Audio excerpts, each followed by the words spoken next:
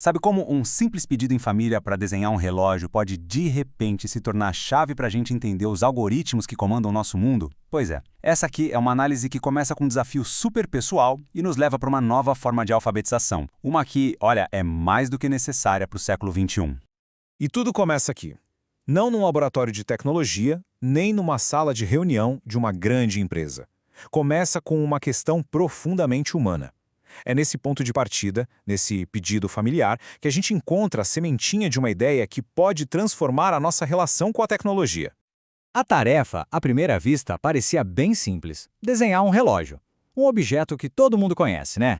A ideia era que o processo de construir essa imagem, peça por peça, seria um ótimo exercício para a mente. Só que aí apareceu um obstáculo bem inesperado. E foi aí que a gente se deu conta de uma coisa muito curiosa. Numa casa cheia de telas e de relógios digitais, não existia um único relógio de ponteiros para servir de modelo. Essa pequena ausência já mostra uma mudança gigantesca no nosso dia a dia. E, claro, abriu caminho para a solução mais instintiva de hoje: recorrer à inteligência artificial. E qual foi o primeiro instinto, né? O que a gente faz hoje em dia? Pega o celular. Por que não usar a IA para resolver isso em questão de segundos? Afinal de contas, ela está aí para isso mesmo, não é? Para dar respostas rápidas. E pronto! Quase que instantaneamente a tecnologia fez o papel dela. Entregou uma imagem perfeita de um relógio analógico, pronta para ser usada. Olhando assim, o problema estava resolvido. Mas só olhando assim. Mas, espera aí, será que essa imagem perfeita era de fato a solução? É exatamente nesse ponto que a história dá uma virada e fica muito mais interessante. Porque a resposta mais rápida nem sempre é a resposta certa. E aqui está o pulo do gato. O valor todo do exercício não estava no resultado final, na foto do relógio. Estava no processo de construir o relógio. A IA, ao entregar a resposta prontinha, acabou eliminando justamente a parte mais importante de todas: a jornada, o passo a passo da criação. Sabe, essa situação tem nome. Foi o grande educador brasileiro Paulo Freire quem batizou: educação bancária. É aquela ideia de que o conhecimento é simplesmente depositado em quem aprende, como se a pessoa fosse um cofre passivo. A gente recebe a resposta pronta sem nunca ter participado da construção dela.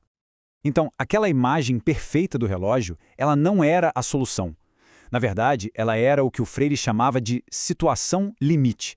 Não um beco sem saída, mas sim uma barreira que, quando a gente entende o porquê de ela ser uma barreira, se transforma no ponto de partida para uma aprendizagem de verdade. A hora que essa ficha caiu foi uma verdadeira epifania. Ficou claro que era preciso uma mudança radical de perspectiva, sair do lugar de quem só recebe informação passivamente e ir para o lugar de quem cria ativamente o conhecimento. Então, o foco mudou da água para o vinho.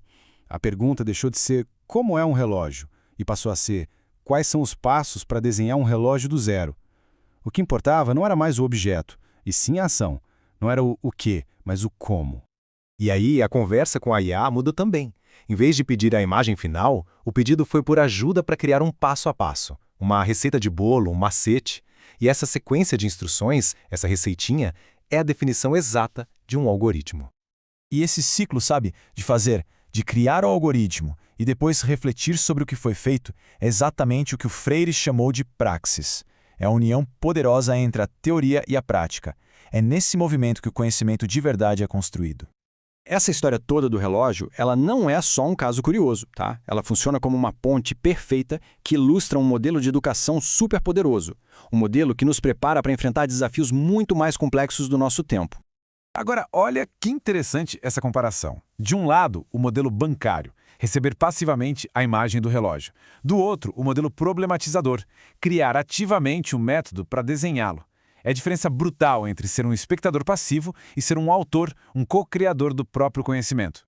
Nessa nossa história, o simples relógio virou o que o Freire chamaria de tema gerador, um ponto de partida concreto que faz parte da vida das pessoas e que abriu a porta para a gente poder explorar um conceito muito maior e mais abstrato, que são os algoritmos.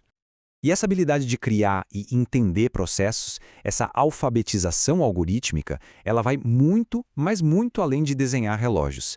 Ela se torna a ferramenta que a gente precisa para começar a abrir e a questionar as caixas pretas de tecnologia que moldam as nossas vidas.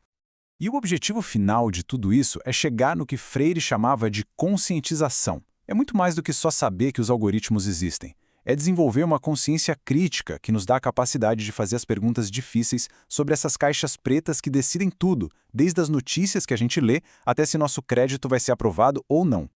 E olha só como isso vira uma ferramenta prática. A gente para de fazer perguntas vagas, tipo, esse algoritmo é justo, e começa a fazer perguntas precisas, estruturadas, poderosas. A gente transforma o mistério da tecnologia em um objeto de investigação, quase uma perícia forense, aplicando a lógica do processo ao código. Mas o mais legal é que essa consciência crítica não serve só para a gente analisar ou apontar problemas. O maior poder dela é nos dar a capacidade de ir da crítica para a criação, de imaginar e construir o mundo não como ele é, mas como ele poderia ser. Paulo Freire tinha uma expressão belíssima e cheia de esperança para isso, o inédito viável.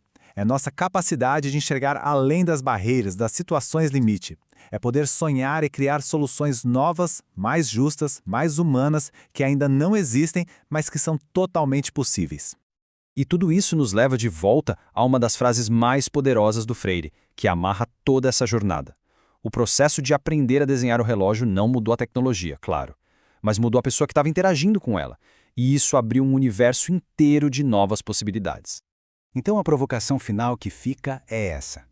Que sistemas complexos, que caixas pretas no nosso mundo poderiam ser abertas se a gente mudasse o nosso foco? Se em vez de só aceitar a resposta pronta, a gente começasse a investigar o processo, a gente ganha o poder não só de entender o mundo, mas de participar ativamente da construção dele.